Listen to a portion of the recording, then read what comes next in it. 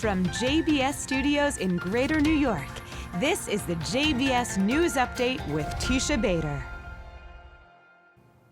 I'm Teisha Bader with the JBS News Update for Thursday, August the 1st, 2019. 3 Israeli soldiers were injured late last night, preventing a terror attack near the Gaza border fence. The IDF said that at 2 a.m. local time, a Hamas terrorist armed with a rifle and grenades breached the security fence and opened fire on Israeli forces, injuring an officer and 2 soldiers. Troops opened fire in return on the terrorist, killing him. He was later named by Gaza media as a member of Hamas's military wing. The Israeli officer was said to have sustained moderate injuries, the 2 soldiers light. They were all taken to the hospital for treatment. A Hamas military post in Gaza was also targeted after the incident with IDF tank fire. The IDF noted that the terrorist had infiltrated into Israel from Gaza in order to carry out an attack in an Israeli community a mile away. The U.S. peace team is in Egypt today. Senior White House advisor Jared Kushner and his team met with Egyptian President Abdel Fattah el-Sisi in Cairo about the yet-to-be-unveiled peace plan for Israel and the Palestinians, in particular the economic aspect of the plan, which was presented at the recent Bahrain conference. According to the state-run Middle East news agency, el-Sisi shared with the American delegation his support of all efforts to resolve the Israeli-Palestinian conflict based on international references, the 2-state solution, and the establishment of a Palestinian state with East Jerusalem as its capital. As we reported to you, the delegation, which includes U.S. Special Representative Jason Greenblatt and Iran Ambassador Brian Hook, met last night in Jerusalem with Prime Minister Netanyahu. Also joined by the U.S. Ambassador to Israel, David Friedman, and Israeli Ambassador to the U.S., Ron Dermer. Netanyahu called that meeting an important one. The U.S. team's tour of the region began in Saudi Arabia and Jordan and will make final stops in Qatar and the United Arab Emirates. Well, today is the last day that political parties in Israel have to register before the national elections on September the 17th.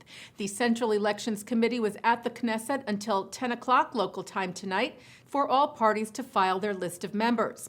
Some last-minute political moves include that the head of the reform movement in Israel, Rabbi Gilad Kariv, left the Labor Party yesterday to join the Democratic camp, which is a merged party of former Prime Minister Ehud Barak's Israel Democratic Party, Meretz, and fellow former Labor member Stav Shafir.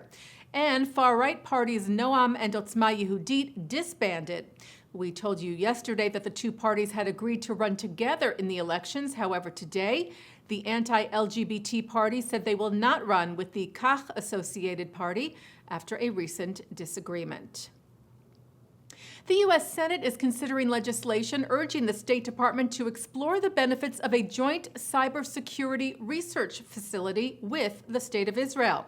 The USIsrael Cybersecurity Center of Excellence Act was presented yesterday by Democratic Nevada Senator Jackie Rosen, co-led by Republican South Dakota Senator Mike Rounds. Rosen said this bipartisan legislation would help us take much-needed steps towards establishing a joint cybersecurity research center with Israel, our closest ally in the Middle East, and a major hub for new and emerging cybersecurity technologies. She said, "I will continue working on forward-thinking policies that defend our nation from cyber threats and strengthen our key national security alliances." Well, legendary Jewish Broadway director and producer Hal Prince has died. Prince is known as one of the most prominent theater directors of the 20th century. His first credit was assistant stage manager for a show called Tickets, Please in 1950. He went on to co-produce The Pajama Game and West Side Story, where he first worked with Stephen Sondheim, with whom he would later collaborate on a number of beloved shows like Company, A Little Night Music, and Sweeney Todd. Prince, of course, also produced the original production of Fiddler on the Roof and of Cabaret, which he also directed. He famously directed Andrew Lloyd Webber's Evita and Phantom of the Opera as well, among many other shows. Hal Prince holds the record for the most Tony Awards won by any individual, with 21 to his name. Hal Prince died yesterday after a brief illness in Iceland. He was 91 years old.